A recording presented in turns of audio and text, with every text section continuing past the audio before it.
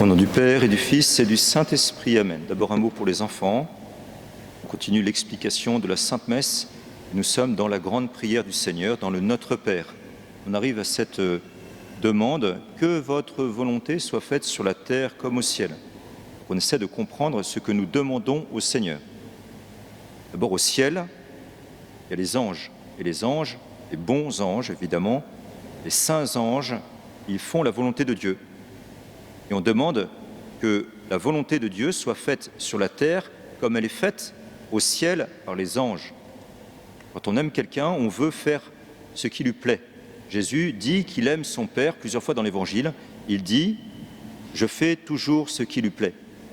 Que le monde sache que j'aime mon Père, je fais toujours ce qui lui plaît. Eh bien nous, comme on aime Dieu, on souhaite faire ce qui lui plaît. Et donc on dit au Seigneur, « Seigneur, que votre volonté se fasse en moi sur la terre. Que je fasse votre volonté, que votre volonté se fasse en moi, comme votre volonté est accomplie par les anges de Dieu. » Pour les plus grands, je cite saint Augustin dans la lettre à Proba. Nous lui demandons pour nous une obéissance telle que sa volonté soit accomplie par nous, comme elle l'est par ses anges dans le ciel. Maintenant pour les plus grands. Dans le cycle de l'année liturgique de l'Église, nous sommes actuellement entre la résurrection du Seigneur, le centre de notre foi, la preuve ultime de la divinité de Jésus et le mystère de la Pentecôte. Il s'agit donc pour nous de faire le lien et de comprendre le lien qui existe entre la résurrection de Jésus et l'envoi de l'Esprit Saint, entre la mission de Jésus et la mission de l'Esprit Saint. Pour ce faire, nous allons méditer ensemble 3 affirmations. La première, Jésus et l'Esprit Saint sont nos 2 paraclets. Deuxièmement, grâce à l'Église catholique, le Christ et l'Esprit agissent aujourd'hui pour nous sanctifier. Et troisièmement, la Sainte Messe est le lieu majeur de notre rencontre avec les 2 paraclets. Tout d'abord, Jésus et l'Esprit Saint sont nos 2 paraclets. Vous l'avez entendu dans l'Évangile, Jésus a appelé l'Esprit Saint l'Esprit de vérité et il l'appelle aussi Paraclet, parakletos, qui veut dire consolateur, intercesseur, défenseur. Jésus dit aussi que l'Esprit Saint est un autre paraclet dans l'Évangile, le second, parce que lui-même est le premier paraclet. Jésus est notre consolateur, notre intercesseur auprès du Père, notre défenseur auprès du Père, par toute sa vie sur la terre, et il est encore en ce moment, aujourd'hui, auprès du Père, depuis son ascension. Il est notre consolateur, notre intercesseur, notre défenseur auprès du Père. Jésus et l'Esprit Saint ont reçu tous les 2 du Père éternel la même mission de consolation, d'intercession et de défense de chacun d'entre nous. La mission de l'Esprit Saint prolonge celle de Jésus, mais elle est fondamentalement la même que celle de Jésus. Il s'agit de nous sauver, de nous sanctifier. Nous arrivons au 2e point, car cette mission conjointe se réalise dans et par l'Église. Grâce à l'Église, le Christ et l'Esprit Saint agissent aujourd'hui pour nous sanctifier. Jésus a promis de rester avec ses apôtres jusqu'à la fin du monde. Il le dira jeudi prochain, le jour de l'Ascension. Je suis avec vous chaque jour jusqu'à la fin du monde. Comment est-ce possible?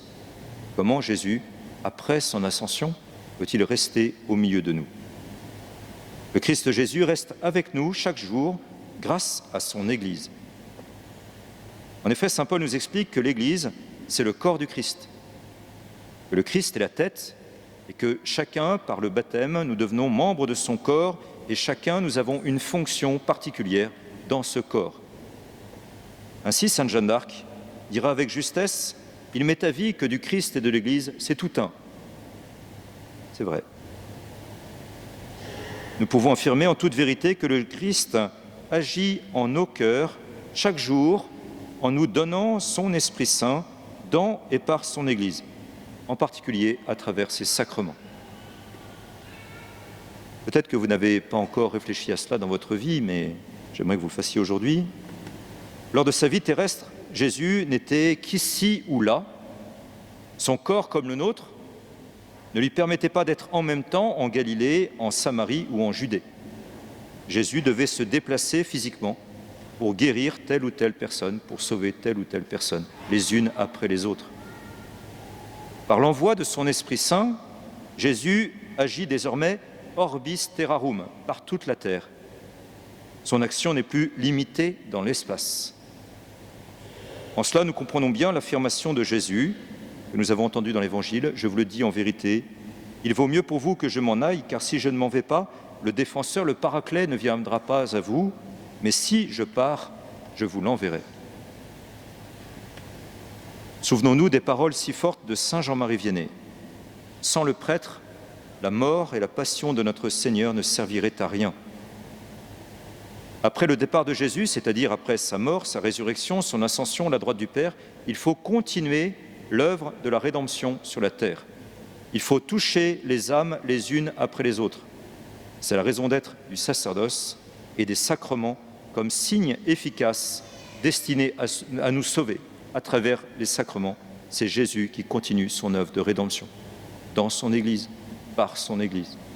Cette œuvre continuée jusqu'à la fin du monde, c'est l'œuvre de l'Église, ou plus exactement, c'est l'œuvre du Christ et de l'Esprit Saint dans et par l'Église. Par les sacrements, le Christ Jésus agit aujourd'hui dans son Église. Il continue de nous donner son Esprit Saint pour nous sauver. Lorsque quelqu'un baptise, c'est le Christ qui baptise. Lorsqu'un baptême est célébré, c'est l'Esprit Saint qui est donné et qui sauve telle personne en l'unissant au Christ et à son corps qui est l'Église.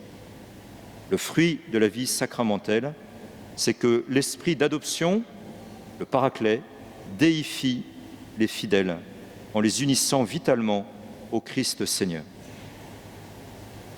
Nous arrivons au troisième point. Cette sanctification des fidèles trouve son sommet dans la Sainte Messe, dans la Sainte Eucharistie. La Sainte Messe, c'est le lieu majeur de notre rencontre avec les deux Paraclets. Grâce à la Sainte Eucharistie, nous recevons et le Christ et l'Esprit Saint. Nous avons commencé la liturgie de la Sainte Messe et l'Esprit Saint est venu préparer nos cœurs à la rencontre avec Jésus. Nous avons chanté Kyrie eleison, Seigneur, ayez pitié de moi, ayez pitié de nous. Nous sommes pécheurs. L'Esprit Saint vient confondre notre cœur en matière de péché, de justice et de jugement. Non pas pour nous désespérer, mais au contraire pour nous montrer la miséricorde du Seigneur et pour que nous la recevions, que nous l'implorions. C'est l'Esprit Saint qui agit dans nos cœurs pour nous confondre en matière de péché en vue du salut. Grâce à l'Esprit Saint qui répand en nous la foi, nous avons accueilli il y a quelques instants les lectures de la messe pour ce qu'elles sont véritablement, c'est-à-dire la parole de Dieu qui vient nourrir nos âmes. Dans quelques instants, lors de la consécration, l'Esprit Saint rend présent et actualise l'unique sacrifice du Christ, l'épiclèse, la venue de l'Esprit Saint. Dans la Sainte Communion, l'Esprit Saint nous est donné avec le corps de Jésus afin que nous formions l'Église, afin que l'Église soit édifiée, construite. Les sacrements font l'Église, dit saint Augustin, parce que par eux, l'Esprit Saint nous est donné et c'est lui qui nous unit les uns aux autres en un même corps, dans une même charité fraternelle. Enfin, à la fin de la messe, je chanterai « Ite missa est », qui est toujours difficile à traduire. « Ite », ce n'est pas « partez », mais « aller en mission ». Nous sommes missionnés pour aller témoigner de la divinité de Jésus. Après avoir reçu le Seigneur, après avoir rencontré le Seigneur, nous allons témoigner du Seigneur, mort et ressuscité, en vue de la rémission des péchés de nos frères, pour continuer l'œuvre de la rédemption avec la puissance de l'Esprit Saint. En résumé, la mission de Jésus et celle de l'Esprit Saint sont identiques. L'Esprit Saint prolonge la mission de rédemption de Jésus dans et par son Église, dans et par ses sacrements. Le sommet de la rencontre de notre âme avec Dieu, c'est la Sainte Messe. Grâce à l'action de l'Esprit Saint, le Christ nous est donné en nourriture. C'est lui qui édifie le corps du Christ, l'Église. Fortifié par sa grâce, il nous envoie en mission à notre tour pour coopérer au salut du monde. Aussi, puisque nous sommes dans ce temps particulier situé entre la résurrection et la Pentecôte, Comprenons bien le lien indissoluble qui relie Jésus et l'Esprit Saint. Invoquons avec ferveur nos deux paraclets afin que nous soyons sauvés et que nous devenions des coopérateurs du salut de notre prochain. Amen.